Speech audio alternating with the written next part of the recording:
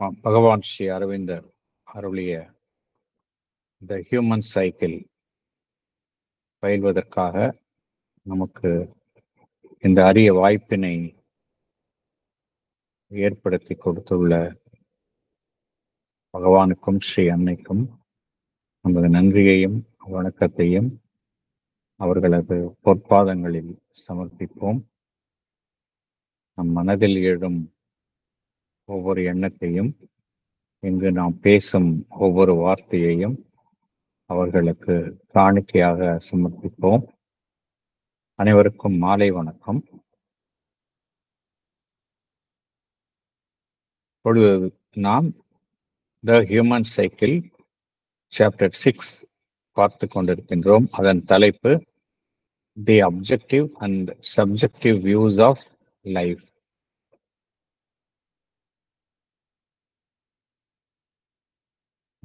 சிம்பிளா சொல்ல போனா, அப்ஜெக்டிவ் வியூ அப்படின்னா எல்லாத்தையும் நம்ம அறிவை கொண்டு, ஐம்புலன்களை கொண்டு, அறிவை கொண்டு நமக்கு வெளியில் இருக்கக்கூடிய விஷயங்களை நாம் அறிந்து கொள்வது, அதுதான் அப்ஜெக்டிவ் வியூஸ். அனைத்தையுமே நாம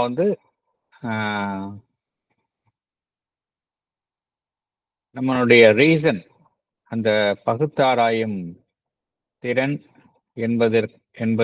என்பதன் மூலம் அனைத்தையுமே அதன் மூலம் தான் பார்ப்பது. இதுதான் objective views of life. Subjective views of life அப்படின்னா என்ன அர்த்தம் அப்படின்னா,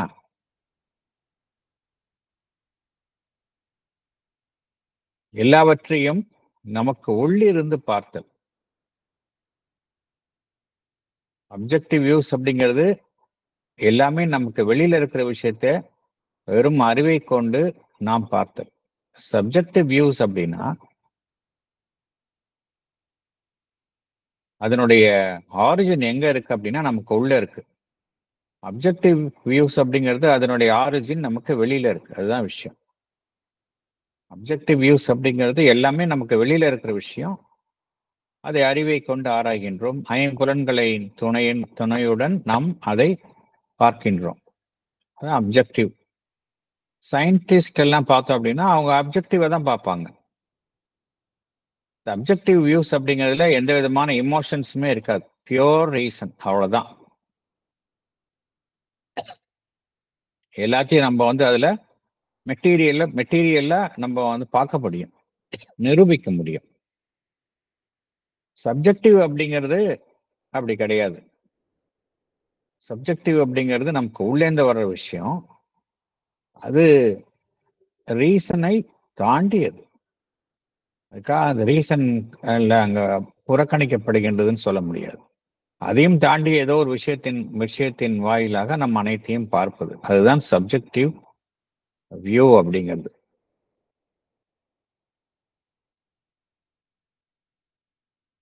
பகவான் விளக்குகின்றார் எப்படி இந்த சப்ஜெக்டிவ் வியூ எப்படி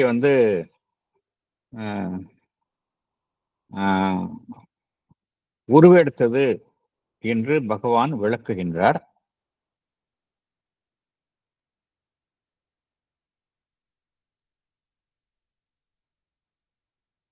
ஆரம்பத்துல பார்த்தோம் அப்படின்னா ஒவ்வொரு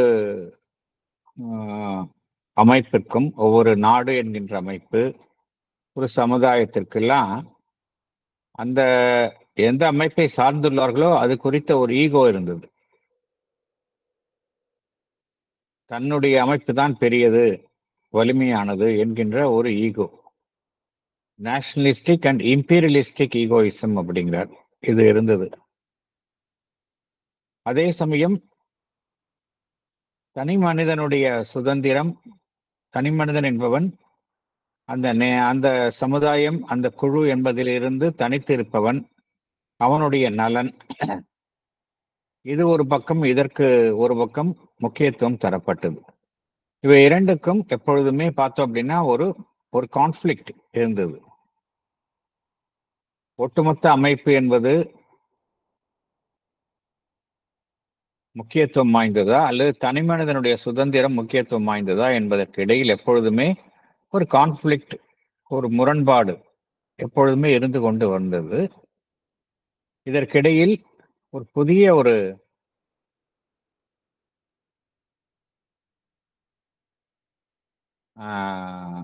புதிய ஒரு கண்ணோட்டம் உருவெடுத்தது. அது என்ன புதிய கண்ணோட்டம் அப்படின்னா, மனித குலம் அதனுடைய ஒட்டுமொத்த நலன், மனித குலத்தை எப்படி பார்ப்பது என்றால் ஒரு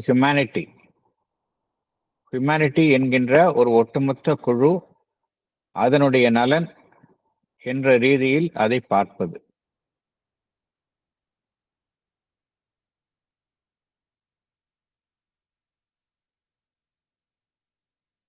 இதில் எதற்கு முக்கியத்துவம் தரப்படுகின்றது என்றால், அந்த ஒரு சமுதாயத்தை எடுத்துக்கொண்டால் அந்த ஒட்டுமொத்த அந்த அமைப்பு கலெக்டிவிட்டி, அதனுடன் தொடர்புடைய வாழ்வு, அதற்குத்தான் இங்கு முன்னுரிமை அளிக்கப்பட்டது. அந்த தனிப்பட்ட ஒரு நாடு என்பது எதற்கு இந்த நாட்டினுடைய ஒரு நாடு என்பதற்கு பதிலாக எதற்கு முன்னுரிமை அளிக்கப்பட்டது என்றால், அந்த ஒட்டுமொத்த மனித சமுதாயம் அதனுடைய நலன் என்கின்ற ஒரு ஒரு ஒரு ஒரு கண்ணோட்டத்தில் எல்லா கருத்துக்களும் அமைய பெற்றன. வெறும் தனி நாடு என்கின்ற ரீதியில் அமையாமல் ஒட்டுமொத்த மனித குலம் என்கின்ற ஒரு அமைப்பில் எல்லா சிந்தனைகளும் அமைக்கப்பட்டன. இதை பகவான் எவ்வாறு கூறுகின்றார்? லார்ஜர் கலெக்டிவிட்டி அப்படிங்கிறார். லார்ஜர் கலெக்டிவிட்டி, அதற்குத்தான் முக்கியத்துவம் அளிக்கப்பட்டது.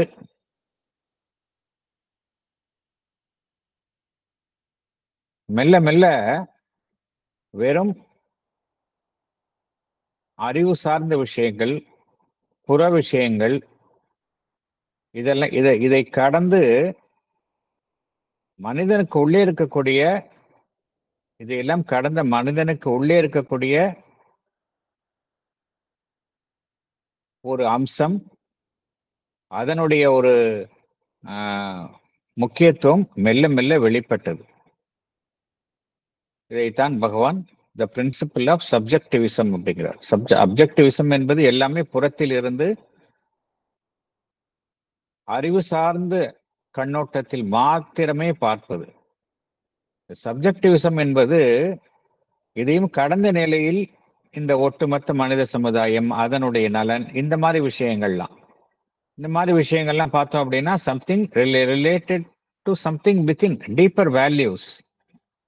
இது மெல்ல மெல்ல மெல்ல மனிதனுடைய சிந்தனையில், மனித குலத்தினுடைய சிந்தனையில் இத்தகைய கருத்துக்கள் தோன்ற ஆரம்பித்தன அப்படிங்கிறார்.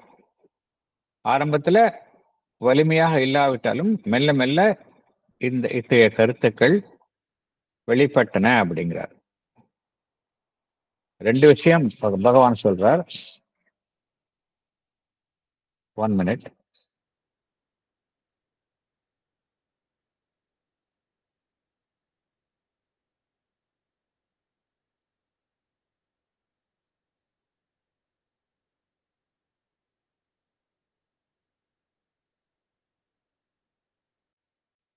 ரெண்டு விஷயம் பகவான் சொல்றாரு. ஒண்ணு அந்த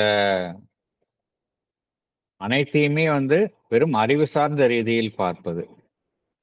இன்னொரு விஷயம், அனைத்தையுமே அறிவை தாண்டிய வேறொரு அம்சத்தின் அடிப்படையில் பார்ப்பது. இது இரண்டுக்கும் பொதுவாக இருப்பது என்னவென்றால், ஒரு தனி மனிதன் என்பவன். தனி மனிதன்தான் தன்னுடைய அறிவை கொண்டு அனைத்தையுமே பார்க்கின்றான். அதே தனி மனிதன் தான் தனக்கு உள்ளே இருக்கக்கூடிய உயர்வான விஷயங்கள், உயர்வான மதிப்பீடுகள், அதன் அடிப்படையில் அனைத்தையும் பார்க்கின்றான். ஸோ பொதுவாக இருப்பது இந்த ரெண்டு, சப்ஜெக்டிவிசம், அப்ஜெக்டிவிசம். ஒரு சயின்டிஸ்ட் இருக்கிறாரு அப்படின்னா அவர் வந்து பியூர்லி அப்ஜெக்டிவா இருப்பார். அதே சமயம் ஒரு ஆன்மீகத்தில் இருக்கக்கூடிய ஞானி இருக்கின்றார் என்றால் அவருடைய கருத்துக்கள், அவருடைய கான்சியஸ்னஸ் எப்படி இருக்கும் அப்படின்னா சப்ஜெக்டிவா தான் இருக்கும். அவருக்கு எல்லாமே உயர்ந்த விஷயங்களா இருக்கும். ஆனா இரண்டுமே மனிதன் தானே. ஒரு யோகியா இருக்கட்டும், ஒரு சயின்டிஸ்டாக இருக்கட்டும், இருவருமே மனிதர்கள் தான். ஸோ இந்த இண்டிவிஜுவல் அப்படிங்கிறது பொதுவானது, சேம் பேசிஸ். இரண்டாவது, இவர்கள் எல்லாம் பார்த்தோம் அப்படின்னா தான் தன்னுடன் தொடர்புடைய சமுதாயத்துடன், மனித குலத்துடன் தொடர்பு கொண்டுள்ளார்கள். அதாவது மனிதனுடைய அந்த ஒட்டுமொத்த குழு, மனித குலம். பகவான் இதை ஹியூமன் கலெக்டிவிட்டி என்று கூறுகின்றார். இதுவும் பொதுவானது. ஒரு சயின்டிஸ்ட் எடுத்துக்கொண்டால் அவர் மனித குலத்திற்குடைய நலனுக்காக அந்த விஞ்ஞான கண்டுபிடிப்புகளை பயன்படுத்துகின்றார். ஒரு ஆன்மீக ஞானியும் பார்த்தோம் அப்படின்னா அவரும் மனித குலத்தினுடைய நலனுக்காகத்தான் அவரும் வேறொரு விதமாக அவரும் இந்த நோக்கத்தில் தான் செயல்படுகின்றார். சோ இந்த கலெக்டிவிட்டி என்பதும் பொதுவானதாக இருக்கின்றது. இண்டிவிஜுவல், கலெக்டிவிட்டி அப்படிங்கிற ரெண்டு அம்சமும் சப்ஜெக்டிவ் வியூ, சப்ஜெக்டிவிசம் அண்ட் அப்ஜெக்டிவிசம் என்கின்ற இரண்டு செயல்பாடுகளிலும் பொதுவானதாக இருக்கின்றது.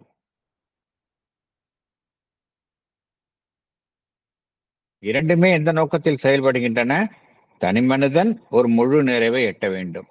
அவன் சார்ந்துள்ள குழு ஒரு முழு நிறைவை எட்ட வேண்டும். ஒரு ஒத்திசைவு ஏற்பட வேண்டும் என்கின்ற நோக்கத்தில் தான் செயல்படுகின்றன. ஆனால் இந்த அப்ஜெக்டிவிசம் என்று கூறக்கூடிய அனைத்தையுமே ஒரு மனதினுடைய அறிவை கொண்டு பகுத்தாராய்தல், அதை கொண்டு அந்த கண்ணோட்டத்தில் அனைத்தையுமே நோக்குதல் என்பதுதான் அப்ஜெக்டிவிசம். அது எதன் அடிப்படையில் செயல்படுகின்றது என்றால் இந்த பகுத்தாராயும் தன்மை, மனிதனுடைய பகுத்தாராயும் அறிவு, அனலிட்டிக்கல் ரீசன், அனைத்தையுமே அது புறத்தில் தான் பார்க்கின்றது. எல்லாத்தையும் பார்த்தோம் அப்படின்னா புற விஷயங்கள். வெளியே ஒரு விஷயம் நடக்குது அப்படின்னா அதுல வெறும் எக்ஸ்டர்னல் ஆஸ்பெக்ட்ஸ் தான் நம்ம பார்க்கிறோம். ஒரு மெக்கானிக்கல் வியூ, ஒரு பிரச்சனை என்றால் அதனுடைய மெக்கானிக்கல் வியூ தான் பார்க்கிறோம். உலகத்தை நம்ம அப்ஜெக்டிவா பார்க்கிறோம் அப்படின்னா எப்படி பார்க்கிறோம்? அதை வந்து ஒரு ஆப்ஜெக்டா வச்சு பார்க்கிறோம். ஒரு பொருளை பார்ப்பது போல நம்ம பார்க்கிறோம். வெளியிலிருந்து ஒரு பொருளை பார்ப்பது போல அப்ஜெக்டிவாக பார்க்கின்றோம். இங்க எது பிரதானமாக செயல்படுகின்றது? எல்லாமே வந்து ஒரு அமைக்கப்பட்ட விதிகள். அந்த விதிகள்லாம் எப்படி அமைந்திருக்குன்னா ஒரு மாறாத்தன்மையுடைய ஒரு மெக்கானிக்கலா அந்த விதிகள் எல்லாம், அதன்படிதான் அந்த அப்ஜெக்டிவிசம் என்பது செயல்படுகின்றது. ஃபார் எக்ஸாம்பிள், இப்ப சாலை விதிகள் இருக்கு. சாலை விதிகள் எல்லாம் அப்ஜெக்டிவ். அந்த ரெட் லைட் போட்டா ஸ்டாப் பண்ணணும். அதே போல ஒரு ஸ்பீட் லிமிட் இவ்வளவுதான் இருக்கணும் அப்படிங்கிறது. மனிதர்கள் வந்து குறுக்க போனா நம்ம வந்து ஸ்லோ பண்ணிக்கணும். இதெல்லாம் பார்த்தோம் அப்படின்னா அப்ஜெக்டிவ், மெக்கானிக்கல் ரூல்ஸ். இவ்வாறு தான் அது அப்ஜெக்டிவிசம் செயல்படுகின்றது. சயின்டிபிக்கா இருக்கிறதெல்லாம் பார்த்தோம்னா அப்ஜெக்டிவிசம் தான். அவங்க கண்டுபிடிப்புகள் எல்லாம் வந்து இந்த நிபந்தனைகள் இருந்தா இப்படிலாம் அந்த விதி செயல்படும் அப்படின்னு அவங்க வந்து 1 2 3 போட்டு வச்சிடுறாங்க. அவங்க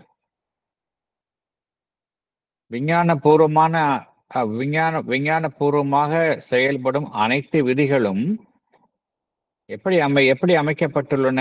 எல்லாமே மெக்கானிக்கல் ரூல்ஸ் தான். அது வந்து எல்லா இடத்துக்கும் ஒரே மாதிரி தான் இருக்கும். ஒரு விஞ்ஞானபூர்வமான உண்மை நாட்டுக்கு நாடு வேறுபடாது. செட் ரூல்ஸ் தான் இருக்கும். செட் பேட்டர்ன்ல தான் எல்லா இடத்துலயும் ஒரே மாதிரி செயல்படும். இவ்வாறுதான் இந்த அப்ஜெக்டிவிசம் அதனுடைய விதிகள் செயல்படும். அது தனிமனிதன் மீது தனிமனிதன் சம்பந்தப்பட்ட விஷயமாக இருக்கலாம், அல்லது அவன் சார்ந்துள்ள அந்த குழு சம்பந்தப்பட்ட இதாக இருக்கலாம். அது அறிவுபூர்வமாக செயல்படுத்தப்படுகின்றது. இந்த விதிகள்லாம் பார்த்தோம் அப்படின்னா அறிவுபூர்வமாக செயல்படுத்தப்படுகின்றது. இந்த விதிகள் எல்லாம் தனிமனிதனை பொறுத்ததாக இருக்கின்றது. அதை அவன் அந்த விதிகளின் பேரில் அவன் தன்னுடைய வாழ்க்கையை நடத்துகின்றான். அதே போல ஒரு ஒரு சமுதாயம் இருக்கின்றது. அதுவும் என்ன செய்கின்றது? இத்தகைய விதிகளின் பேரில் தான் தன்னுடைய செயல்பாடுகளை அமைத்துக் கொள்கின்றது. அல்லது அந்த விதிகளை செயல்படுத்துவதற்காக ஏதோ ஒரு அமைப்பு, அது அரசாங்கமாக இருக்கலாம், ஒரு குழுவாக இருக்கலாம், ஒரு ஆர்கனைஸ்டு அமைப்பாக இருக்கலாம். இவைகள் எல்லாம் செயல்படுகின்றன. ஆகையினால இந்த நவீன கால சமுதாயத்துல பார்த்தோம் அப்படின்னா இந்த ஒரு அரசாங்கம் என்பது ஒரு தனி அமைப்பாக காணப்படுகின்றது. அரசாங்கம் என்பது பிரதிநிதித்துவம் வாய்ந்த அமைப்பாக இருந்தாலும் சரி, அது ஒரு தனி அமைப்பு. அதில் இருக்கும் மனிதர்கள் குழு இதையும் தாண்டி ஒரு தனி அமைப்பாகத்தான் செயல்படுகின்றது. செயல்பட்டு விதிகளை அமைக்கின்றது, அதை அமல்படுத்துகின்றது. தனி மனிதனின் மீதும் அவன் சார்ந்துள்ள குழுக்களின் மீதும் அமல்படுத்துகின்றது. இது எல்லாம் பார்த்தோம் அப்படின்னா எல்லாமே புறத்தில் இருந்து ஒரு தனி மனிதனின் மீது திணிக்கப்பட்டு செயல்படும் விதிகளாகத்தான் எல்லாமே நடைபெறுகின்றன. அடிப்படையில இந்த அப்ஜெக்டிவிசம் அதனுடைய விதிகளுடைய அடிப்படை அம்சம் என்னவென்று பகவான் கூறுகின்றார். எல்லாமே புறத்தில் இருந்து நம் மீது செயல்படுத்தப்படும் விதிகளாக இருக்கின்றன அப்படிங்கிறார். இதுதான் மெயின் அதனுடைய தீம். அதனுடைய செயலாக்கம் எவ்வாறு இருக்கின்றது என்றால், புறத்தில் இருந்து நம் மீது அது செயல்படுத்தப்படுகின்றது. ஆனால் சப்ஜெக்டிவிசம் அப்படிங்கிறது, இப்போ சப்ஜெக்டிவிசம் என்றால் என்ன என்பது பகவான் விளக்குகின்றார். சப்ஜெக்டிவிசம் என்றால் இது மனிதனுடைய வளர்ச்சியில ஒரு முக்கியமான கட்டமாக இருக்கின்றது. ஏன் இந்த சப்ஜெக்டிவிசம் என்று பகவான் இங்கே அதுக்கு முக்கியத்துவம் தருகின்றார் என்றால், சப்ஜெக்டிவிசம் அப்படிங்கிறது தான் மனிதன் என்கின்ற ஒரு நிலையை ஒரு மனிதன் எட்டியவுடன் இந்த ஒரு அம்சம் மேலோங்கி காணப்படுகின்றது. இது மனிதனுடைய உள்ளிருந்து ஆரம்பிக்கின்றது. அப்ஜெக்டிவிசம் என்றால் புறத்தில் இருந்து ஒன்றை செயல்படுத்துதல். அது மனிதனுக்கு வெளியில் இருந்து ஆரம்பிக்கின்றது. அதனுடைய ஆரிஜின் எங்க அப்படின்னா வெளியில இருக்கு. ஆனால் சப்ஜெக்டிவிசம் என்பது நமக்கு உள்ளே இருந்து ஆரம்பிக்கின்றது. அதுதான் வித்தியாசம். ஃபார் எக்ஸாம்பிள், இப்ப நம்ம எல்லாருமே ஒரு ஆன்மீக நாட்டம் உடையவர்களாக இருக்கின்றோம். பகவானினுடைய லைஃப் டிவைன் படிக்கின்றோம், ஹியூமன் சைக்கிள் படிக்கின்றோம். இதெல்லாம் என்ன காரணம்? இதெல்லாம் எத்தகைய செயல்பாடுகள் என்றால் இதெல்லாமே சப்ஜெக்டிவிசம். நமக்குள்ள ஏதோ இருக்கு, அதை நம்ம கண்டறியறதுக்கு முயற்சி செய்கின்றோம். நமக்கு உள்ள இருக்கக்கூடிய விஷயத்தை நம்ம கண்டறிவதற்கு முயலுகின்றோம். வேற ஒரு சயின்டிஸ்ட் இருக்கிறார் அப்படின்னா அவர் ஒரு விஷயம் குறித்து அவர் ஆராய்ச்சி செய்கின்றார் என்றார். அவருடைய செயல்பாடு எவ்வாறு இருக்கின்றது என்றால் அப்ஜெக்டிவாக இருக்கின்றது. அதுதான் வித்தியாசம். எல்லாமே வெளியில அதோடைய ஆரிஜின் எங்கன்னா அங்க வெளியில இருக்கு. சப்ஜெக்டிவிசம் என்பது நமக்குள்ளேயே இருக்கின்றது.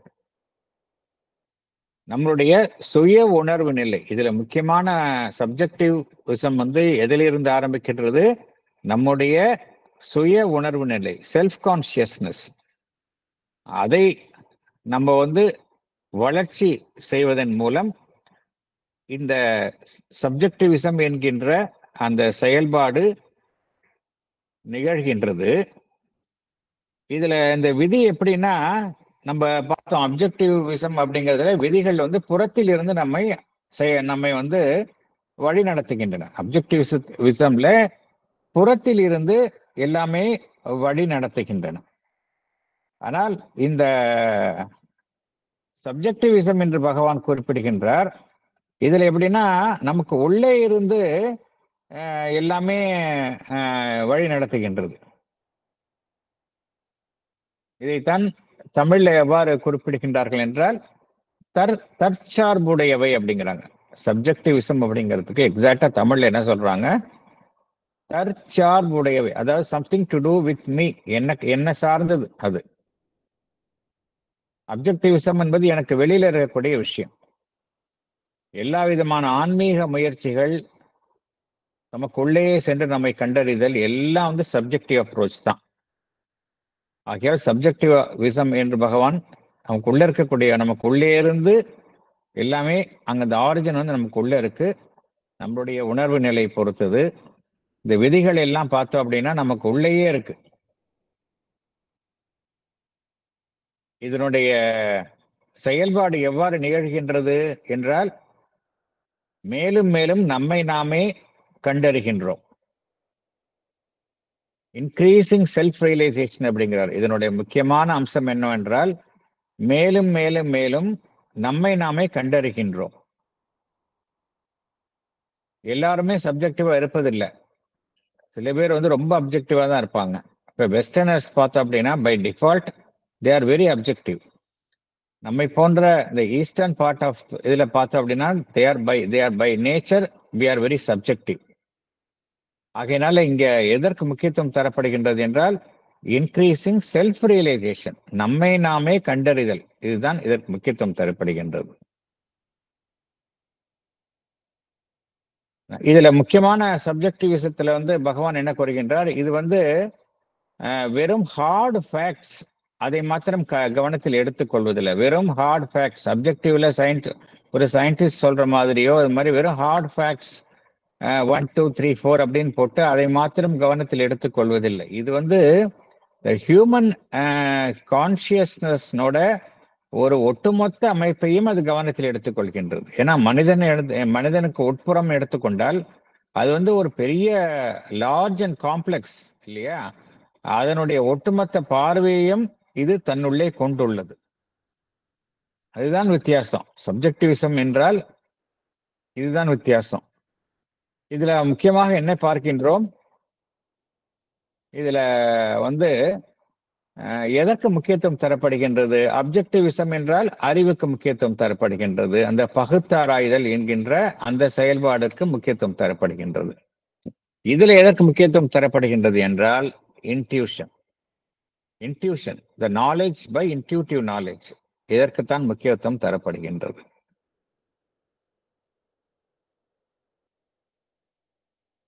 இந்த இன்ட்யூஷனை வைத்துக்கொண்டு அறிவு செயல்படலாம், அது வேற விஷயம். ஆனா இன்ட்யூஷன் தான் வந்து ஒட்டுமொத்த அமைப்பையும் பார்க்கின்றது. இன்ட்யூஷனுக்கும் அறிவுக்கும் என்ன வித்தியாசம் அப்படின்னா, இன்ட்யூஷனுக்கு வந்து இந்த ஹோலிஸ்டிக் வியூ எப்பொழுதுமே இருக்கும். இந்த ஹோலிஸ்டிக் பர்செப்ஷன் இன்ட்யூஷனுக்கு தான் உண்டு. வேறஸ் இன்டெலெக்டுக்கு வந்து பகுதி பகுதியாக வந்து அந்த பார்ஷியல் வியூ தான் இருக்கும். அதனால தான் பகவான் என்ன கூறுகின்றார்? சப்ஜெக்டிவ் இதுல வந்து நம்மளுக்கு வந்து holistic, the more and more we become subjective, the more and more we become intuitive அப்படிங்கிறார். The more and more we become self conscious அப்படிங்கிறார். நம்ம எல்லாத்தையும் வந்து இங்க வந்து ஒரு ஒட்டுமொத்த பரிமாணத்தையும் நாம் இங்கு பார்க்கின்றோம். பகுதி பகுதியாக பார்க்காமல் ஒட்டுமொத்த பரிணாமத்தையும் பார்க்கின்றோம். இதுல இதுல பகவான் என்ன கூறுகின்றார்? இதனுடைய சப்ஜெக்டிவிசம் என்று கூறக்கூடிய அந்த நம்முடைய தற்சார்புடைய சுயம் சார்ந்த அந்த செயல்பாடு எப்படி இருக்கின்றது என்றால், நம்முடைய அகத்தை சார்ந்தே இருக்கின்றது. முற்றிலும் நம்முடைய அகத்தை சார்ந்தே இருக்கின்றது. அகத்தை சார்ந்து செயல்படுதல். To live in the self அப்படிங்கிறார். To live in the self, to live out the truth of the self internally and externally அப்படிங்கிறார். இதுதான் சப்ஜெக்டிவிசம் என்று பகவான் கூறக்கூடிய அந்த வார்த்தைக்கு பகவான் தரக்கூடிய பொருள் என்ன அப்படின்னா, நம்மளோட உள்ள இருக்கக்கூடிய ஆன்மனில் நாம் வாழுதல். To live in the self. முதலில் to get at the self அப்படிங்கிறார். ஆன்மனை கண்டறிதல், to get at the self. அப்புறம் கண்டறிந்த பின்பு to live in the self, அதில் வாழுதல். அப்புறம் to live out the truth of the self, அதனுடைய அது காட்டக்கூடிய உண்மையின்படி நாம் நம்மளுடைய அகத்திலும் சரி புறத்திலும் சரி நம்மளுடைய வாழ்வையும் செயல்பாடுகளையும் அமைத்துக் கொள்ளுது. இதுதான் இந்த சப்ஜெக்டிவிசம் என்று கூறக்கூடிய அந்த அதனுடைய மைய மைய கருத்து, மைய அம்சம் என்று பகவான் குறிப்பிடுகின்றார். இங்க என்ன பகவான் கூற வருகின்றார் என்றால், சமுதாயத்துல எல்லாமே பார்க்கிறோம். நம்ம என்ன பார்க்கின்றோம்? மனித குலம் ஒரு பரிணாம வளர்ச்சியில ஈடுபட்டு உள்ளது அப்படிங்கிறத பார்க்கிறோம். ஒட்டுமொத்த உலகமும் பார்த்தோம் அப்படின்னா, it is always there is an evolution of consciousness. அதைத்தான் பகவானுடைய அடிப்படை கருத்தாக கூறுகின்றார். இன்கான்சியன்ட்லேருந்து மெல்ல மெல்ல மெல்ல கான்சியஸ்னஸ் இவால்வ் ஆகிக்கொண்டே மெல்ல மெல்ல மெல்ல வருகின்றது. அது மேட்டர், லைஃப், அப்புறம் மனிதன் அப்படின்னு ஆயிட்டே வருது. அதே போலத்தான் இந்த ப்ராசஸ்ல முதல்ல பார்த்தோம் அப்படின்னா, நான் இந்த கட்டமைப்புகள் மனித குலத்தினுடைய கட்டமைப்பு அந்த கட்டமைப்புல எந்த அம்சம் பிரதானமாக இருக்கின்றது என்றால், ஒவ்வொரு கட்டத்திலும் ஒரு அம்சம் பிரதானமாக இருந்து கொண்டே செயல்படுகின்றது.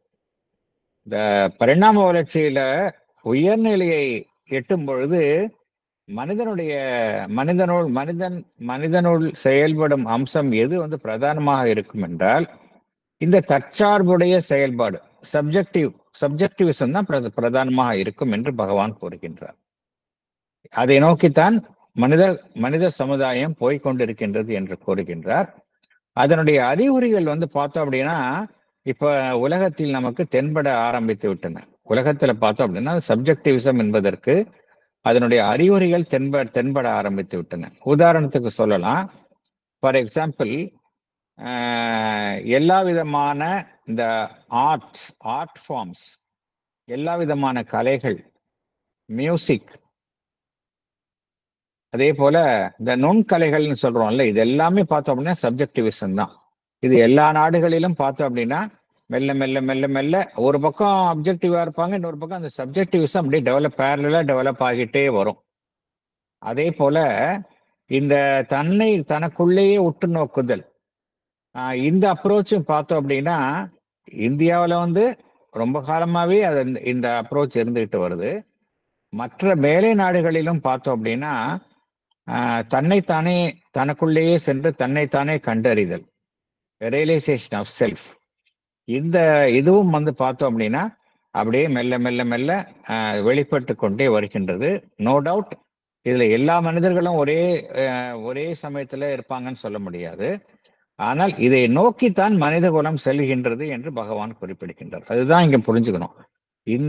இதை நோக்கித்தான் மனித குலம் பயணிக்கின்றது என்று பகவான் குறிப்பிடுகின்றார். பேராகிராஃப் 7க்கு உள்ளே போகலாம்.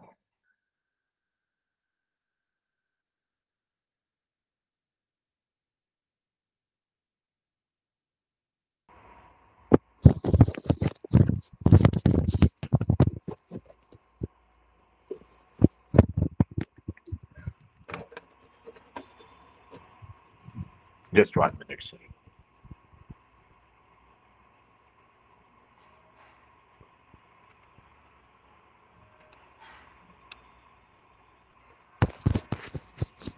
The Human Cycle, Chapter 6. The Objective and Subjective Views of Life, Paragraph 7.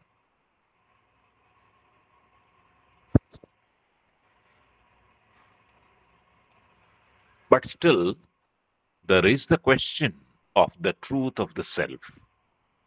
what it is, where is its real abiding place. And here, subjectivism has to deal with the same factors as the objective view of life and existence. We may concentrate on the individual life and consciousness as the self and regard its power, freedom, increasing light and satisfaction, and joy as the object of living, and thus arrive at a subjective individualism. We may, on the other hand, lay stress on the group consciousness, the collective self. We may see man only as an expression of this group self, necessarily incomplete in his individual or separate being, complete only by that larger entity.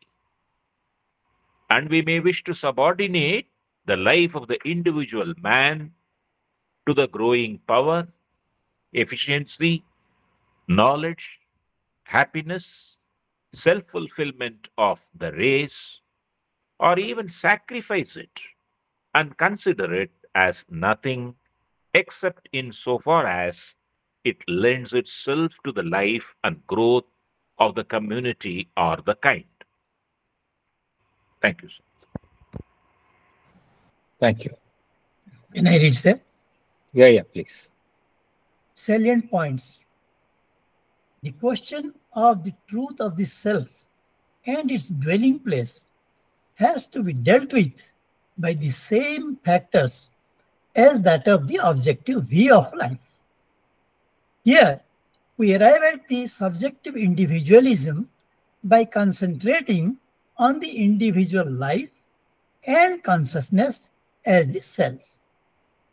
We consider its power, freedom, light, satisfaction, and joy as the object of living. On the other hand, we must stress the importance of the group consciousness, the collective self. Man is seen only as an expression of this group self. He is complete only by that larger entity. Here, the life of the individual man is subordinated to the growing power, efficiency, knowledge, happiness, and self-fulfillment of the race. Thank you, sir. Thank you. Thank you.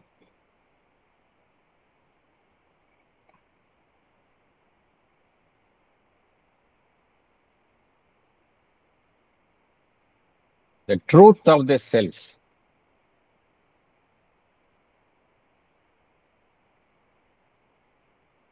Truth of the self, அதாவது ஒவ்வொரு தனி அமைப்பினுடைய அதற்கு உள்ளே இருக்கக்கூடிய அந்த அதை சார்ந்திருக்கும் அந்த உண்மை. ஒவ்வொரு தனி மனிதனும் பார்த்தோம் அப்படின்னா ஒவ்வொரு is considered as an individual self. ஒவ்வொரு தனி மனிதனையும் எடுத்துக்கொண்டால் நம்ம எல்லோருமே ஒரு தனித்தனி மனிதர்களாகத்தான் இருக்கிறோம். நமக்குள்ள ஏதோ ஒரு உண்மை இருக்கு அப்படிங்கிறது அறிகின்றோம். ஏதோ some truth is there within us. அது எங்க இருக்கு?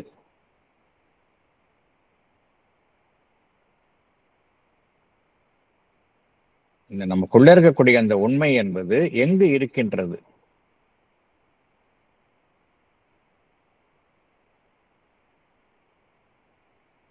இது எங்க இருக்கு அப்படின்னா, அந்த தனிமனிதன் என்கின்ற அந்த அமைப்பிற்குள்ளே தான் இருக்கின்றது.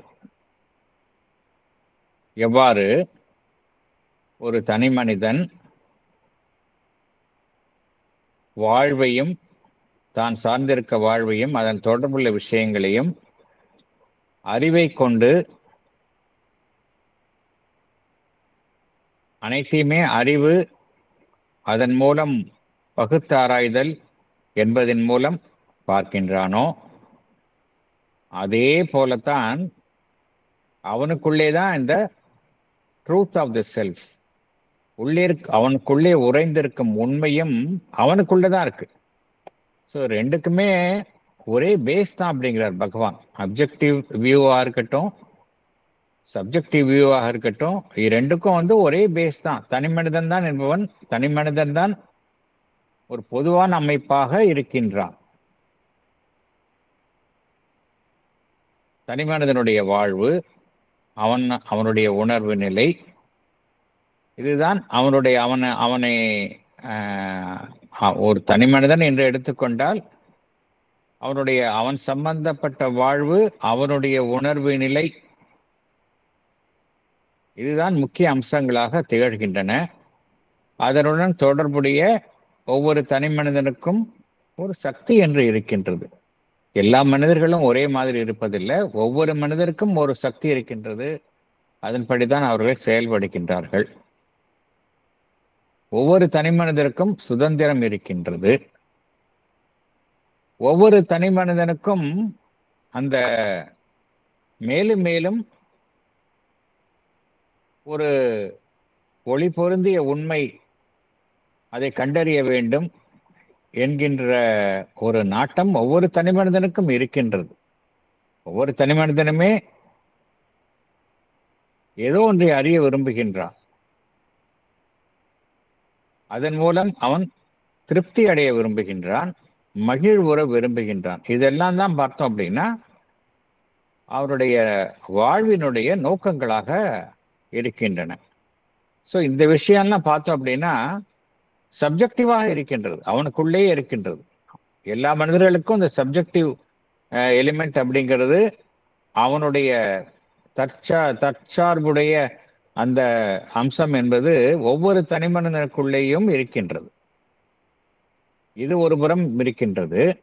ஆனால் தனி மனிதன் என்பவன் அவன் தனியே இருப்பதில்லை.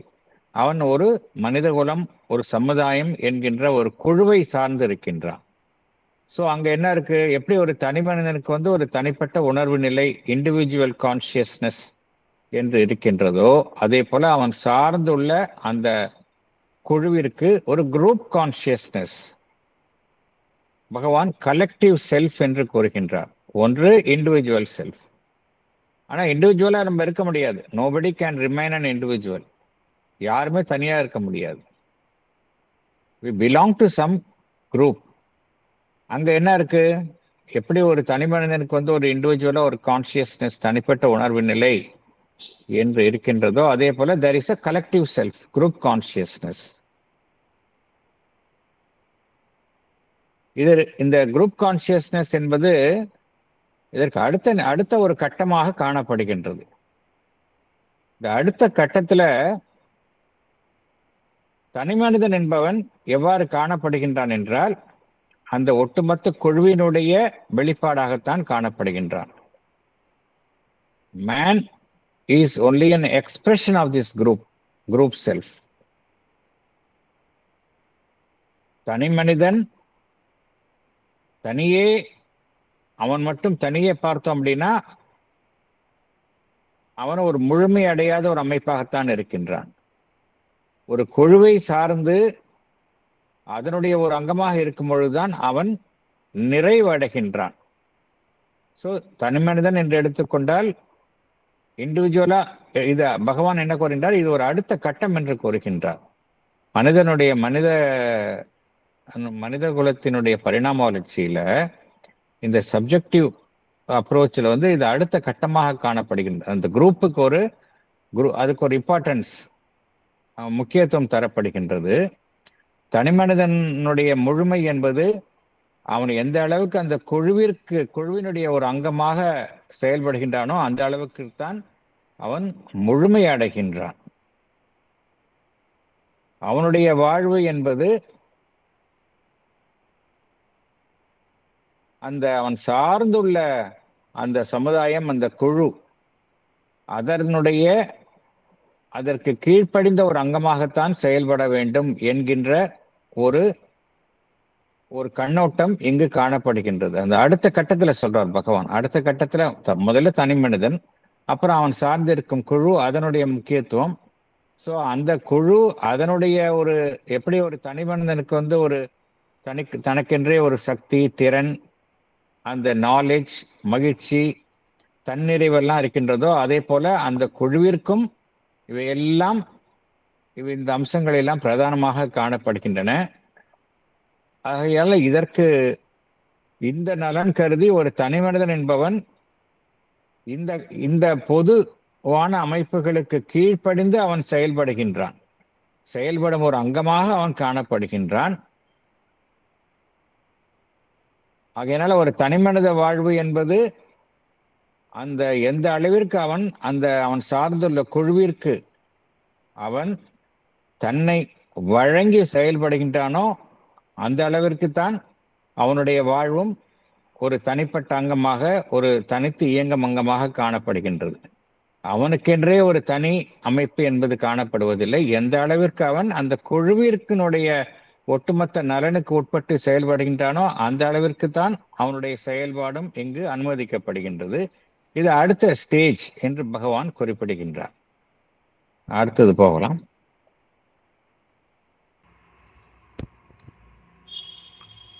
We may claim to exercise a righteous oppression on the individual and teach him intellectually and practically that he has no claim to exist, no right to fulfill himself except in his relations to the collectivity.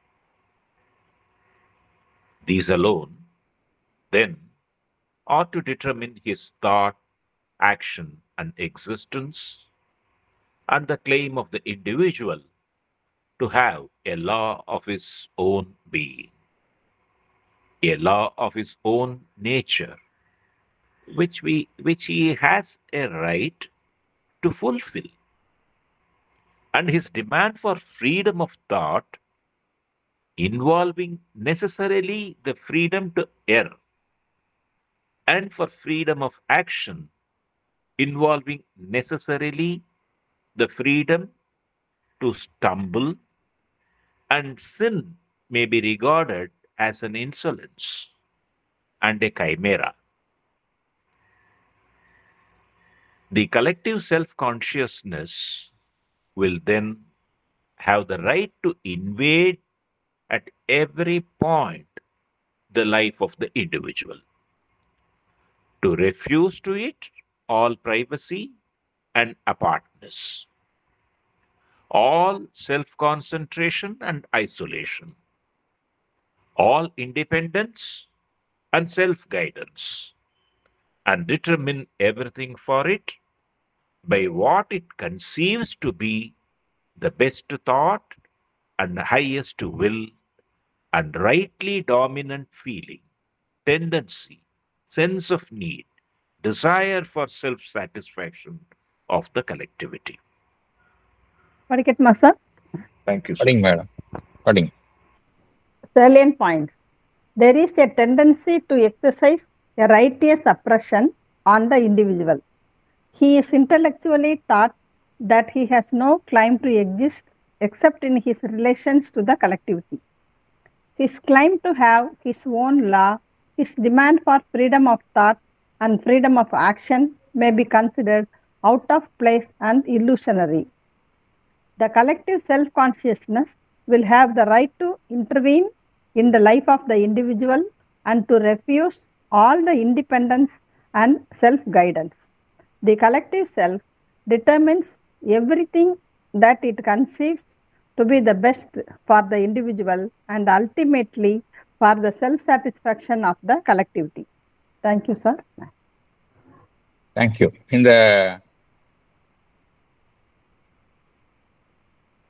ஒவ்வொரு stage of ப்ரோக்ரஸ்ல முதல்ல தனி மனிதனுடைய நலன் என்பது பிரதானமாக கருதப்படுகின்றது.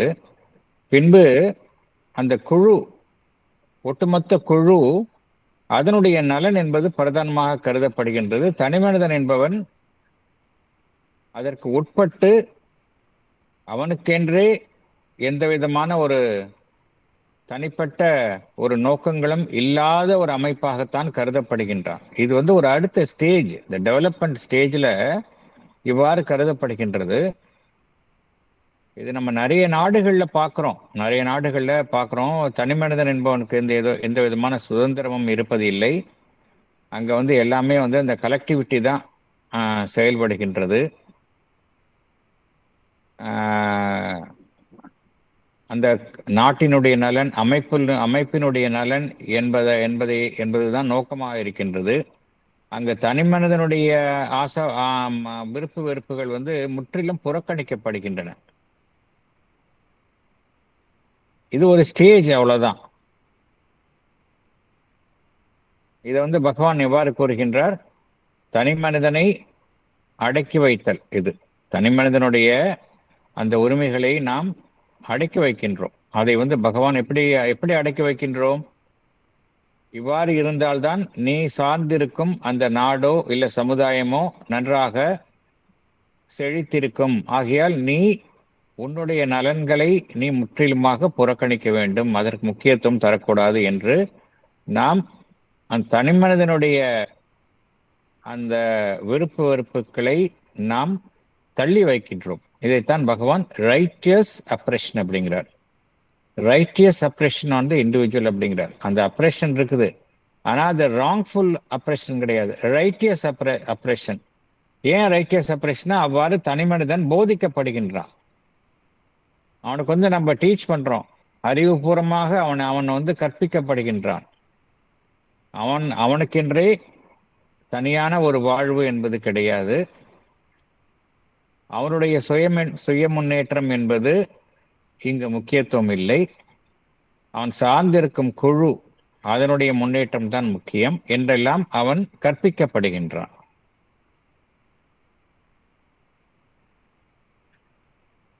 இதன் அடிப்படையில் தான் அவனுடைய சிந்தனையோட்டம் அமைய வேண்டும், அவனுடைய செயல்பாடு அமைய வேண்டும், அவனுடைய வாழ்வு அமைய வேண்டும். ஒரு தனி மனிதன் என்பவன் அவனுக்கென்றே ஒரு விதியை தனியாக அமைத்துக் கொள்ள முடியாது. அவனுடைய சுபாவத்திற்கு ஏற்ப தனியாக எந்த விதமான ஒரு விதியையும் அவன் அமைத்துக் கொள்ள முடியாது. ஏனென்றால் இதெல்லாம் வந்து ஒரு மனிதனுடைய நியாயமான ஒரு தேவைகளாக இருக்கின்றன. ஒரு தனி மனிதன் அவனுடைய சுபாவத்தின்படி செயல்படுவது என்பது ஒரு நியாயமான ஒரு கோரிக்கைகள். ஆனால் இங்கு என்ன காணப்படுகின்றது என்றால், இங்கு அவைகள் எல்லாமே வந்து அந்த குழுவிற்கு கட்டுப்பட்டு தான் இருக்கின்றன.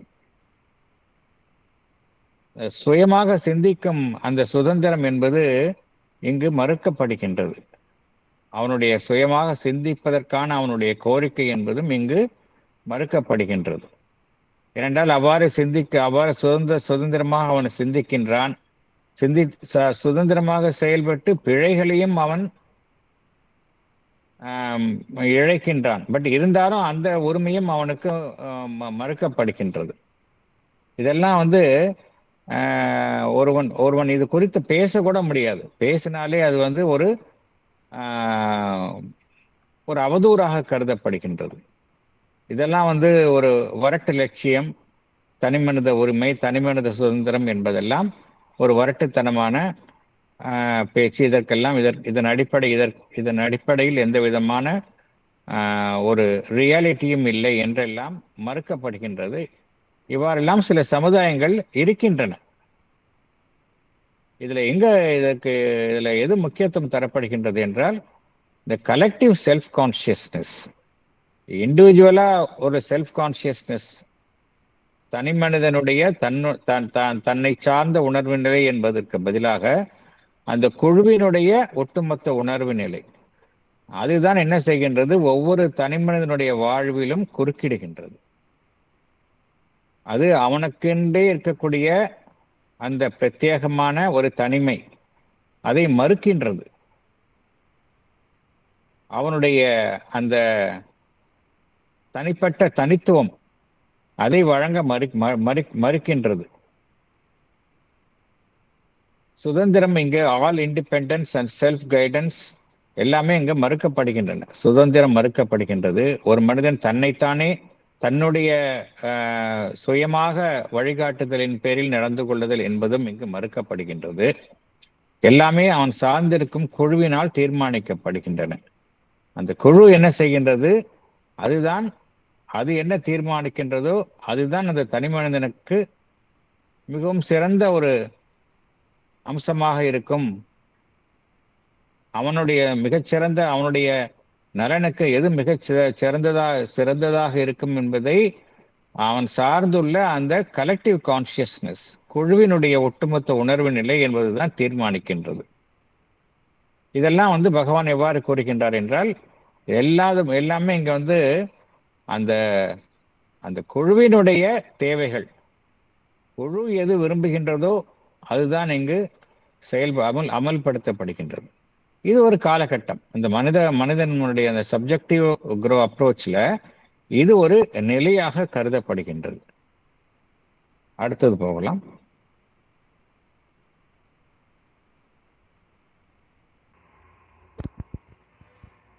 Paragraph 8. But also we may enlarge the idea of the self, and as objective science sees a universal force of nature, which is the one reality and of which everything is the process, we may come subjectively to the realization of a universal being or existence which fulfills itself in the world and the individual and the group with an impartial regard for all as equal powers of its self-manifestation. This is obviously the self-knowledge which is most likely to be right, since it most comprehensively embraces and accounts for the various aspects of the world process and the eternal tendencies of humanity. In this view, neither the separate growth of the individual nor the all-absorbing growth of the group can be the ideal, but an equal, simultaneous, and, as far as may be, parallel development of both, in which each helps to fulfill the other. Thank you. Very good, Master. Yes, putting. Salient points. As objective science sees a universal force of nature, we may enlarge ourselves and come subjectively to the realization of a universal being. It fulfills itself in the world and the individual and the group, impartially regarding all as equal powers of its self-manifestation. The self-knowledge most comprehensively embraces the various aspects of the world process and is most likely to be right. Here, neither the separate growth of the individual nor the all-absorbing growth of the group is the ideal, but there is equal and simultaneous growth of both, in which each fulfills the other. Thank you, sir. Thank you. For example, இப்போ பகவானும் அன்னையும் சரி, ஆசிரமத்தினுடைய செயல்பாடை நம்ம பார்க்கலாம். இதற்கு நல்ல உதாரணம் பகவான் இந்த பேராகிராஃப்ல சொல்லக்கூடியது ஐடியல் அப்படிங்கிறார். இதற்கு ஒரு மிகச்சிறந்த உதாரணம் ஆசிரமம் எவ்வாறு அமைக்கப்பட்டது, ஆரோவில் எவ்வாறு அமைக்கப்பட்டுள்ளது என்பதுதான் மிகச்சிறந்த உதாரணம். இப்ப ஆசிரமத்தை எடுத்துக்கொண்டால் விதிகள் என்பது மிக குறைந்தது. அங்க எதுவுமே கிடையாது. அங்க பார்த்தோம் அப்படின்னா ரொம்ப ரொம்ப ரொம்ப ரொம்ப ஃபியூவர் லாஸ். விதிகள்னு எடுத்துட்டோம்னா ரொம்ப வெகு சில விதிகள், அடிப்படையான விதிகள், சில பேசிக் இதெல்லாம் சொல்றாங்க அங்க, அவ்வளவுதான். One should not engage in politics. One should not இந்த ஆல்கஹால்லாம் இது பண்ணக்கூடாது.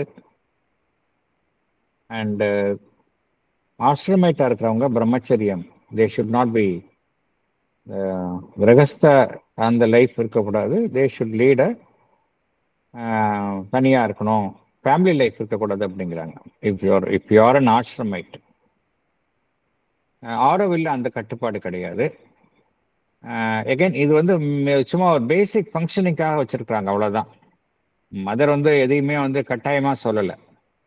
தேர் வேர் people who are connected to the ashram with a family life. They were living as husband and wife, but still they are connected to the ashram. நிறைய பேர் இருந்திருக்கிறாங்க அந்த மாதிரி, with ஃபேமிலியோடு இருந்திருக்கிறாங்க. சில பேசிக் இது சொல்லியிருக்கிறாங்க, அவ்வளோதான். அவ்வளோதான் பேசிக்கலாக வந்து ப்ரிஃபரபிளி நாட் மேரேஜ் இல்லாமல் அன்மேரிடாக இருக்கணும். இதெல்லாம் வந்து ஒரு சில பேசிக் திங்ஸ் இருக்கிறாங்களே தவிர, நீ வந்து இந்த வேலையை தான் செய்யணும், இத்தனை மணிக்கு நீங்கள் இந்த வேலைக்கு இத்தனை மணிக்கு வரணும், இத்தனை மணிக்கு போகணும், ஒரு நாளைக்கு இவ்வளோ மணி நேரம் வேலை செய்யணும், இந்த குறிப்பிட்ட நேரத்தில் வந்து நீங்கள் வந்து ப்ரே பண்ணணும், குறிப்பிட்ட நேரத்தில் தியானம் செய்யணும், இந்த புத்தகங்களை எல்லாம் படிக்கணும் அப்படிங்கிற கட்டுப்பாடுகள் பார்த்தோம் அப்படின்னா எங்கேயுமே நீ கட்டுப்பாடுகளே பார்க்க முடியாது. மதர் அப்படி தான் ஆரம்பித்தா, மதர் அப்படி தான் வழி நடத்தினாங்க. கோர்ஸ் அதுக்கப்புறம் நிறைய டீவியேஷன்ஸ் வந்திருக்கலாம், தட்ஸ் அ டிஃப்ரெண்ட் இஷ்யூ. ஒரிஜினலாக ஆரம்பித்து நடத்துகிற பார்த்தீங்கன்னா வித் ஃபியூயர் லாஸ். அங்கே வந்து விதிகள்னு பார்த்தோம் அப்படின்னா ரொம்ப ரொம்ப அரிது அங்கே. அதன் அடிப்படையில் தான் ஆரோவில்லையும் சொன்னாங்க. ஆரோவில்ல வந்து கம்ப்ளீட் ஃப்ரீடம். அங்கே வந்து யாரையுமே கட்டுப்படுத்தக்கூடாது. ஈவன் நோபடி ஷுட் பி ஒரு இதை வர்ஷிப் பண்ணுங்க அப்படிங்கிறத. ஈவன் மெனி பிளேசஸில் வந்து மதர் ஹஸ் இன்சிஸ்டட் தட் ஃபோட்டோஸ்லாம் மதர் அண்ட் ஸ்ரீ அரபிந்தோ ஃபோட்டோஸ்லாம் இருக்கணும்னு அவசியம் கிடையாது அப்படின்ட்டாங்க. அந்த அளவுக்கு மதர் அண்ட் ஸ்ரீ அரபிந்தோ அங்கே இன்சிஸ்ட் பண்ணாங்க. Purely left to the individual, அவ்வளோதான். அங்கே இதில் என்ன பார்க்குறோம் அப்படின்னா ஒரு மூணாவது அமைப்பு செயல்படுகின்றது. இந்த அமைப்பில் எது முக்கியத்துவம் தரப்படுகின்றது? ஆசிரமமாகட்டும், ஒரு ஆரோவில்லாக இருக்கட்டும், தனிப்பட்ட அந்த சாதகர்கள், தனிப்பட்ட மனிதர் என்பவர் அவருடைய முன்னேற்றம், அவருடைய சுதந்திரம், எது வேணாலும் பண்ணலாங்க, அவ்வளோ சுதந்திரம். ஒருத்தருக்கு போயட்ரியில் ஆர்வம் இருக்குன்னா அந்த போயட்ரியை பண்ணலாம், மியூசிக்கில் இன்ட்ரெஸ்ட் இருக்குன்னா மியூசிக்கில் அவர் செய்யலாம், குக்கிங்கில் இன்ட்ரெஸ்ட் இருக்குன்னா அதை செய்யலாம், கார்பென்ட்ரியில் இன்ட்ரெஸ்ட் இருக்குன்னா அதை செய்யலாம் அவர். இது மாதிரி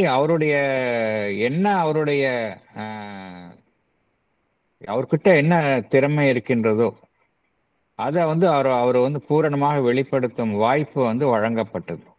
அதே சமயம் அவர் சார்ந்திருக்கும் குழு, இந்த ஆசிரமத்தில் பார்த்தீங்கன்னா ஒவ்வொரு டிபார்ட்மெண்ட்டும் வந்து எல்லாமே கலெக்டிவாக தான் செயல்படுது, ஒருத்தராக செயல்பட முடியாது. டைனிங் ஹால்னு எடுத்துக்கிட்டோம் அப்படின்னா எவ்வளோ பேர் வேலை செய்கிறாங்க, எவ்வளோ பேர் குக் பண்ணுறாங்க, அதை சர்வ் பண்ணுறாங்க, க்ளீன் பண்ணுறாங்க, பாத்திரத்தை க்ளீன் பண்ணுறாங்க, எல்லாம் பார்த்தீங்கன்னா பக்காவாக நடக்குது எல்லாமே. அங்கே எதுவும் வேஸ்டேஜ் ஆகுறதில்ல. யாருமே இல்லாத நாளில் லீன் சீசனில் போனாலும் அனைவருக்கும் உணவு இருக்குது. தர்ஷன் டேஸில் போனாலும் சரி, அவ்வளோ பேர் போனாலும் அவ்வளோ பேருக்கும் உணவு இருக்குது. ரொம்ப மெட்டிகுலஸாக பிளான் பண்ணி செய்கிறாங்க. அப்போ அங்கே குழு செயல்படுகின்றது. ஸோ அங்கே குழுவினுடைய ஒரு வளர்ச்சி, ஒரு செயல்பாடும் உறுதி செய்யப்படுகின்றது. தனி மனிதனுடைய ஒரு திறன், அவனுடைய ஆஸ்பிரேஷன்ஸ், அவனுடைய ஸ்பெஷாலிட்டி, இது எல்லாமே வந்து அங்கே கவனத்தில் எடுத்துக்கொள்ளப்படுகின்றன. தனி மனிதனுடைய ஒரு நலனையோ முன்னேற்றத்தையோ மறுத்து அந்த ஒட்டுமொத்த அமைப்பினுடைய வளர்ச்சி என்பது நடைபெறுவது இல்லை. இதற்கு வந்து இதுதான் சொல்றார். இதுதான் வந்து ஐடியல் ஒரு சமுதாயம் எப்படி இருக்கணும் அப்படின்னா, திஸ் இஸ் த ஐடியல் அப்படிங்கிறார். இதற்கு வந்து எடுத்துக்காட்டு நம்மளுடைய ஆசிரமம் தான். ஆசிரமம் அண்ட் ஆரோவில்லினுடைய அமைப்புகள் எங்கெங்கெல்லாம் இந்த டெண்டன்சி இருக்கோ அதெல்லாமே நம்ம எடுத்துக்கலாம். எங்கெங்கெல்லாம் இது மாதிரி செயல்படுகின்றதோ அது வந்து நமக்கு தெரிஞ்ச உதாரணத்தை சொல்றோம். இது மாதிரி நிறைய அமைப்புகள் செயல்படும் வண்ணம் இருக்கலாம். இங்க வந்து அந்த எது முக்கியத்துவம் தரப்படுகின்றது என்றால், தனிமனிதன் என்பதை தாண்டிய ஒரு அமைப்பு, அதற்குத்தான் முக்கியத்துவம் தரப்படுகின்றது. எப்படி வந்து அப்ஜெக்டிவா பார்த்தோம் அப்படின்னா, இயற்கையினுடைய சக்தி என்பதுதான் பிரதானமாக பேஸாக கருதப்படுகின்றது. அதற்கு உட்பட்டு தான் எல்லா அமைப்புகளும் காணப்படுகின்றன. தனி மனிதன் எல்லாமே வந்து பார்த்தோம் அப்படின்னா அந்த நேச்சர் ஃபோர்ஸ் அதற்கு உட்பட்டு செயல்படும் அங்கங்களாகத்தான் காணப்படுகின்றன. அதே போல இந்த சப்ஜெக்டிவ் அப்ரோச்சில் வந்து எது முக்கியத்துவம் வாய்ந்ததாக கருதப்படுகின்றது என்றால், ஒரு பிரபஞ்சம் தழுவிய ஒரு ஜீவன், ஒரு யூனிவர்சல் பீயிங், இதைத்தான் காஸ்மிக் செல்ஃப் என்று கூறுகின்றோம். அந்த யூனிவர்சல் பீயிங் ஆர் எக்ஸிஸ்டன்ஸ், அதுதான் அந்த அமைப்பு தான் தனி மனிதனின் மூலமாகவும் செயல்படுகின்றது, அந்த குழுவின் மூலமாகவும் செயல்படுகின்றது. அதற்குத்தான் இங்க முக்கியத்துவம் தரப்படுகின்றது. இங்க அதுதான் பிரதானமாக இங்கு செயல்படுகின்றது. இங்க வந்து இதைத்தான் பகவான் என்ன குறிப்பிடுகின்றார், இந்த செல்ஃப் அப்படிங்கிறது எதை நம்ம ஒரு தனி மனிதனாக இருக்கின்ற வரைக்கும் நம்ம தான் செல்ஃப் அப்படின்னு நினைச்சிட்டு இருக்கிறோம். நம்மளுடைய உணர்வு நிலையை சற்று விரிவுபடுத்தி கொண்டால் நாம் சார்ந்திருக்கும் குழுவினுடைய அந்த கலெக்டிவ் கான்சியஸ்னஸ் என்று சற்று விரிவடைந்த நிலையில் கூறுகின்றோம். அதையும் தாண்டிய ஒரு விரிவடைந்த நிலைதான் யூனிவர்சல் செல்ஃப் என்பது. அதாவது இது ஒரே நம்முடைய உணர்வு நிலை தான். நம்முடைய உணர்வு நிலையே நாம் விரிவடைய செய்து கொண்டே இருக்கின்றோம். நம்மை சார்ந்திருக்கின்ற வரைக்கும் இண்டிவிஜுவல் செல்ஃப் கான்சியஸ்னஸ். நம்மளுடைய குழுவினுடைய உணர்வு நிலையுடன் இரண்டரை கலக்கும் பொழுது we become a collective consciousness. அதையும் சார்ந்த பிரபஞ்ச ரீதியாக இருக்கும்போது we become one with the universal consciousness. இதைத்தான் பகவான் யூனிவர்சல் பீயிங் என்று கூறுகின்றார். இதுல என்ன நடைபெறுகின்றது என்றால், இங்கு அனைவரினுடைய நலனும் கவனத்தில் எடுத்துக் கொள்ளப்படுகின்றன. இதைத்தான் பகவான் என்ன கூறுகின்றார், இது வந்து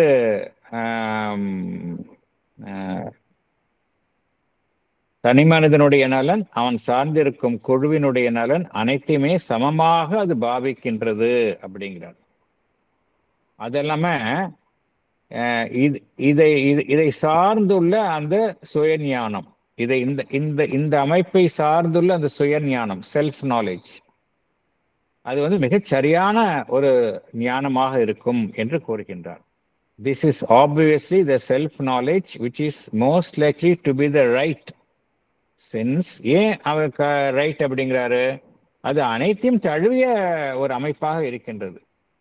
Since it most comprehensively embraces and accounts for the various aspects of the world process. உலகத்தினுடைய அனைத்து செயல்பாடுகளினுடைய அனைத்து அம்சங்களையும் அது தழுவியதாக இருக்கின்றது. அதே போல மனிதகுலத்தில் எப்பொழுதுமே நிலைத்து காணப்படும் அனைத்து அம்சங்களையும் அது தன் கவனத்தில் எடுத்துக்கொள்கின்றது. இங்க எதுவுமே விளக்கப்படுவது இல்லை. அதனால்தான் வந்து இது வந்து இதன் அடிப்படையில் எழக்கூடிய அந்த ஞானம் என்பது மிகச் சரியானதாக இருக்கும் என்று பகவான் குறிப்பிடுகின்றார். இங்க வந்து தனி மனிதனுடைய வளர்ச்சி என்பதோ அல்லது அவன் சார்ந்திருக்கும் குழுவினுடைய வளர்ச்சி என்பதோ ஒரு இலக்காக கொள்வது இல்லை. அது மட்டுமே இலக்காக கருத்தில் கொள்ளப்படுவது இல்லை. இங்க எது கருத்தில் கொள்ளப்படுகின்றது என்றால், கவனத்தில் கொள்ளப்படுகின்றது என்றால், சமமாக ஒரே நேரத்தில் இவை இரண்டினுடைய வளர்ச்சியும் கவனத்தில் எடுத்துக் கொள்ளப்படுகின்றது. In this view, neither the separate growth of the individual nor the all-absorbing growth of the group can be the ideal, but an equal, simultaneous, and as far as and maybe parallel development of both, in which each helps to fulfill the other. இதைத்தான் வந்து mother வந்து ரொம்ப ஐடியலாக ஆசிரமத்தில் கொண்டு வந்தார்கள். ஆசிரமத்தினுடைய வளர்ச்சி என்பது தனிமனிதனுடைய வளர்ச்சியும் இருக்கணும், அந்த குழுவினுடைய வளர்ச்சியும் இருக்கணும் அப்படிங்கிறதுக்கு தான் அவங்க கொண்டு வந்தாங்க. இந்த collective way of life, collective community அப்படிங்கிறது அதனுடைய அது அது அடிப்படை பிரின்சிபிளே பார்த்தோம் அப்படின்னா இந்த யூனிவர்சல் பீயிங், இதன் அடிப்படையில் தான் அது செயல்படுகின்றது. அடுத்தது போகலாம்.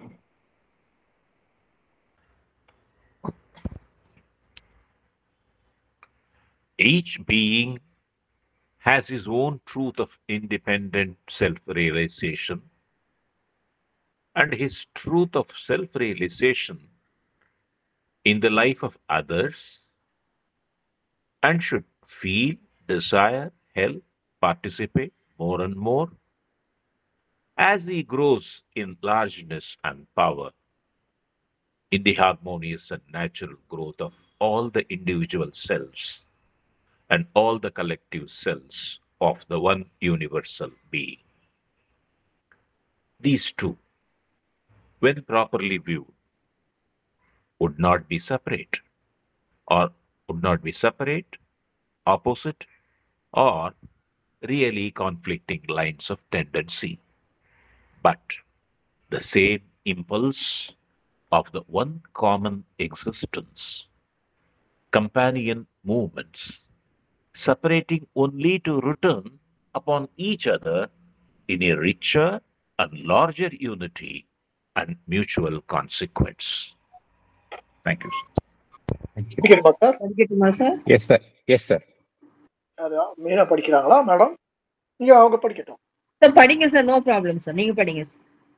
ஓகே.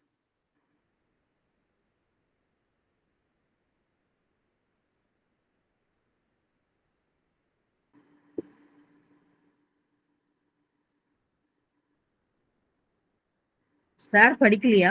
நான் படிக்கட்டுமா சார்? எஸ் படிங்க. யார் படிக்கிறா?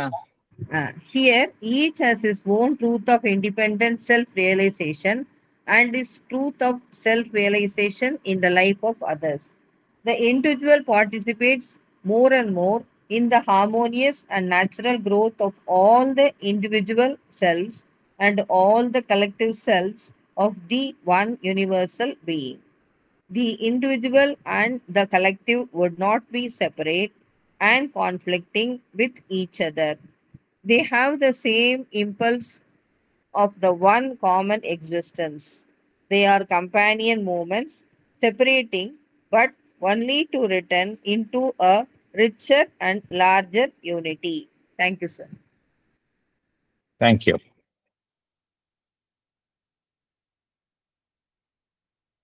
Any collective life, collective community லைஃப்ல ஒரு ஐடியல் கம்யூனிட்டி லைஃப், உயர்ந்த லட்சியங்களை கொண்ட கம்யூனிட்டி லைஃப் எப்படி இருக்கணும் அப்படின்னா, உதாரணத்துக்கு நம்ம ஆசிரமத்தை எடுத்துக்கொள்ளலாம், பாண்டிச்சேரி ஆசிரமத்தை எடுத்துக்கொள்ளலாம், இல்லை எங்கெல்லாம் இந்த கலெக்டிவ் லிவிங், ஒரு காமன் ஐடியலோட ஒரு கலெக்டிவ் லிவிங் ஒரு காமன் ஐடியலோட இருக்கணும். அப்பதான் அந்த கலெக்டிவ் லிவிங் வந்து ஒரு கொஹிரண்டா இருக்கும். ஒரு உயர் உணர்வு நிலையை மனித எட்டுதல் என்கின்ற ரீதியில் அமைக்கப்பட்ட ஒரு சமுதாயம் என்று எடுத்துக்கொள்ளலாம். ஃபார் எக்ஸாம்பிள், நான் எந்த ஆசிரமமாக இருக்கட்டும், இப்ப அரவிந்த் பாண்டிச்சேரி அரவிந்த் ஆசிரமம் மாத்திரம் இல்லை, எனி ஆசிரம், ஒரு உயர்ந்த அதுக்கு அந்த ஆசிரமத்தை நிறுவனர்னு எடுத்துக்கிட்டோம் அப்படின்னா, அதாவது நான் சொல்றது ரியல் ஸ்பிரிச்சுவலி ஓரியன்ட் ஆர்கனைசேஷன், அமைப்புகள், உண்மையான ஆன்மீக ரீதியான அமைப்புகள். இல்லை நிறைய அதில் ஃபால்ஸ் இதெல்லாம் வந்திருக்கு, நம்ம அதை நம்ம இக்னோர் பண்ணிடலாம். ரியலி ஸ்பிரிச்சுவலி ஓரியன்ட் அமைப்புகள்னு எடுத்துக்கலாம். ராமகிருஷ்ணா மிஷன் எடுத்துக்கலாம்.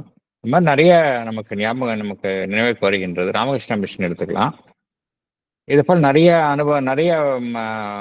அமைப்புகள் இருக்கின்றன.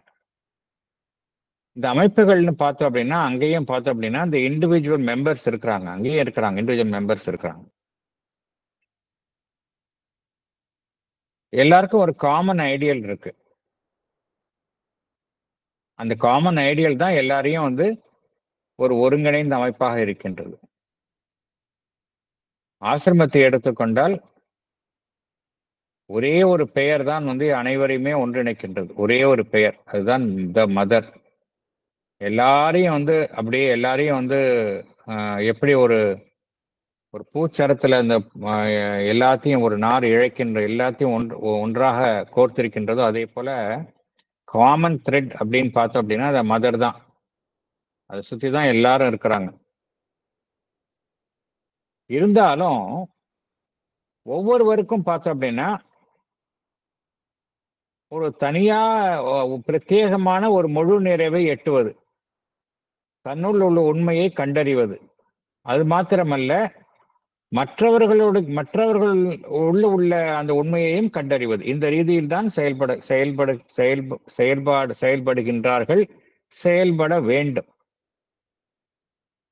இதை பகவான் எவ்வாறு கூறுகின்றார்? அத்தகைய ஒரு குழுவில் இருக்கக்கூடிய ஒரு தனி மனிதர்கள் each has his own truth of independent self-realization. ஏன்னா ஒவ்வொருவருடைய ஆன்மாவும் பார்த்தோம் அப்படின்னா அது டிஃபரெண்ட் ஸ்டேஜஸ் ஆஃப் ப்ராக்ரஸ் இருக்கும். அதனால்தான் வந்து எல்லாருக்கும் பார்த்தோன்னா ஒரே மாதிரி இருக்காது, யூனிஃபார்ம் எல்லாம் இருக்காது. ஸோ இண்டிபெண்டாக தான் இந்த செல்ஃப் தன்னை கண்டறிதல், தன்னுள் உள்ள உண்மையை கண்டறிதல் என்பது ஒவ்வொருவரும் தனித்தனியே செய்ய வேண்டிய ஒரு முயற்சியாகத்தான் இருக்க வேண்டும். Each being has his own truth of independent self-realization. அது மாத்திரமல்ல, his truth of self, இப்ப என்கிட்ட இருக்கிற உண்மையை மாத்திரம் நான் கண்டறிந்த பத்தாது. அதே என்கிட்ட என்ன உண்மை இருக்கின்றதோ அதே போலதான் மற்றவர்களிடமும் உண்மை இருக்கின்றது என்பதை நான் ஃபர்ஸ்ட் உணரணும். அப்படி இல்லை அப்படின்னா that means I become ignorant. இல்லையா? I become ignorant of the truth of others. ஆகையால் இங்க பகவான் என்ன கூறுகின்றார்? Each being has his own truth of independent self-realization and his truth of self-realization in the life of others அப்படிங்கிறார். The self in me and the self in all. இதுதான், இப்படிதான் செயல்படணும் அப்படிங்கிறார். இதுல எப்படி இருக்கணும் அப்படிங்கிறார் பகவான்? மேலும் மேலும் பங்கேற்கணும் அப்படிங்கிறார். மேலும் மேலும் ஒருவர் அனைவருடைய அந்த ஒருங்கிணைந்த ஒத்திசைவுடன் கூடிய அனைவருடைய வளர்ச்சிக்காகவும் ஒவ்வொருவரும் பங்கேற்கணும் அப்படிங்கிறார். அப்படிதான் ஒரு ஐடியலா ஒரு குழுவில் இருக்கணும் அப்படிங்கிறார். should feel, desire, help, participate more and more as he grows in largeness and power in the harmonious and natural growth of all the individual self and all the collective selves of the one universal being. என்ன காரணம் அப்படின்னா, நம்ம எல்லாருமே தனித்தனி மனிதர்களாக காணப்பட்டாலும், individual செல்ஃபாக காணப்பட்டாலும், எது உண்மை அப்படின்னா அடிப்படை உண்மை வந்து என்ன? அடிப்படை மூல உண்மை அப்படின்னா அந்த டிரான்செண்டன்ட் செல்ஃப், அனைத்தையும் கடந்த அந்த ரியல் செல்ஃப், அந்த பிரம்மன், அதனுடைய வெளிப்பாடுகள் தான் நம்மங்கிறது புரியும். அதுதான் உண்மை. இருந்தாலும் அதற்கு அடுத்த நிலையில் இருக்கக்கூடிய அந்த யூனிவர்சல் செல்ஃப், அனைத்தையும் கடந்த நிலையில் இருப்பது அந்த டிரான்செண்டன்ட் செல்ஃப். அதுக்கு அடுத்த நிலையில் இருக்கக்கூடியது காஸ்மிக் செல்ஃப், யூனிவர்சல் செல்ஃப். அதற்கு அடுத்த நிலையில் இருக்கக்கூடியது தான் இண்டிவிஜுவல் செல்ஃப். ஸோ நம்ம இண்டிவிஜுவல் செல்ஃபாக இருந்தாலும் நாம் அந்த காஸ்மிக் செல்ஃபினுடைய ஒரு பகுதி தான். இந்த உண்மையில் தான் அனைவரும் செயல்படணும் அப்படிங்கிறார் பகவான். அப்போதான் வந்து இந்த harmonious and natural growth of all the individual selfs and all the collective selfs of the one universal being அப்படிங்கிறார். ஆகையினால தனி மனிதன் என்கின்ற தனிப்பட்ட அமைப்பு, அவன் சார்ந்திருக்கும் அந்த கலெக்டிவிட்டி என்கின்ற அந்த குழுவினுடைய அமைப்பு, இது வந்து தனித்தனியே இருக்கும் அம்சங்கள் இல்லை, எதிரான அம்சங்களும் இல்லை, முரண்பட்ட அம்சங்களும் இல்லை. இது ஒரே வாழ்வினுடைய ஒரே சக்தியினுடைய வெளிப்பாடுதான் என்று பகவான் குறிப்பிடுகின்றார். these two individual and collectivity. இப்படிதான் இருக்கணும் அப்படிங்கிறார். ஐடியல் நம்ம ஒரு குழுவில் இருக்கிறோம், ஒரு சமுதாயத்தில் இருக்கின்றோம், ஒரு ஒரு அமைப்புல இருக்கிறோம் அப்படின்னா இந்த ஸ்பிரிட்ல தான் செயல்படணும் அப்படிங்கிறார். these two when properly viewed would not be separate, opposite or really conflicting lines of tendency, but the same impulse of the one common existence. Companion movements separating only to return upon each other. Companion மூமெண்ட்ஸ்னா ஒருங்கிணைந்து ஒரு சேர செயல்படும் இயக்கங்கள் தான். சில சமயம் பிரிந்து செயல்பட்டாலும் கூட மீண்டும் அவைகள் ஒன்று சேருகின்றன. எதற்காக ஒன்று சேருகின்றன என்றால், ஒரு தன்னையும் கடந்த தன்னிலும் மேலான ஒரு ஒருமையை அடைவதற்கும், பரஸ்பரம் ஒருவரை ஒருவர் வளர்ச்சியடை செய்வதற்கும், பிரிந்து செயல்பட்டாலும் ஒருங்கிணைந்து செயல்படும் அமைப்புகளாக உள்ளன, இருக்க வேண்டும் என்று கூறுகின்றார். These two, when properly viewed, would not be separate, opposite or really conflicting lines of tendency, but the same impulse of one common existence. Companion movements separating only to return upon each other in a richer and larger unity and mutual consequence. இது சாவித்திரியிலையும் பகவான் கூறுகின்றார். சாவித்திரியிலும் I think இதுல the book of the everlasting டேல இந்த கருத்தை கூறுகின்றார். அதாவது குரூப்பா இருந்தாலும் ஒருவர் தன்னை மற்றவர்களுக்கு வழங்குகின்றனர். வழங்குவதனால் அவர் குறைந்து போவதில்லை, மேலும் வளர்கின்றனர் என்கின்ற கருத்தை கொண்ட வரிகள் சாவித்திரியில் வருகின்றன. இந்த புக் ஆஃப் எவர்லாஸ்டிங் டேல ஐடியல் கம்யூனிட்டி எப்படி இருக்கணும் அப்படிங்கிறத பற்றி சொல்றார் பகவான். அந்த கருத்தை தான் இங்க சொல்றாரு இங்க பகவான். அடுத்தது போகலாம். அவ்வளவுதான், முடிஞ்சிடுச்சுன்னு நினைக்கிறேன். ஸோ இது இன்னும் 2 பேராகிராஃப்ஸ் இருக்கு. Paragraph 9 and 10. இத்துடன் இந்த சாப்டர் முடிவடைகின்றது. நம்ம அடுத்த செஷன்ல மீதி உள்ள இருக்கக்கூடிய பேராகிராஃப்ஸ் நம்ம பார்க்கலாம். வேற எதுவும் கருத்துக்கள் இருந்தால் பகிர்ந்து கொள்ளலாம்.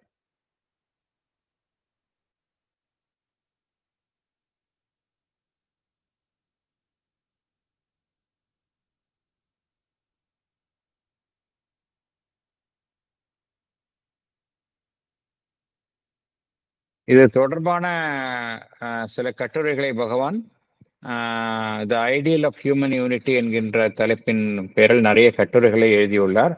இது எல்லாமே எதன் அடிப்படையில் இருக்கின்றது என்றால், எப்படி ஒரு டிவைன் லைஃப் டிவைன்ல divine life the gnostic community என்பது அமைகின்றது என்றால், இந்த கலெக்டிவ் லைஃப்ல இப்படிலாம் இருந்தாதான் அது அந்த நாஸ்டிக் லைஃப் என்பது சாத்தியம், டிவைன் லைஃப் என்பது சாத்தியம் என்பதை விளக்குகின்றார். மீதியே உள்ள பேராகிராஃப் 8 and 9 and 10 நம்ம அடுத்த செஷன்ல நம்ம பார்க்கலாம்.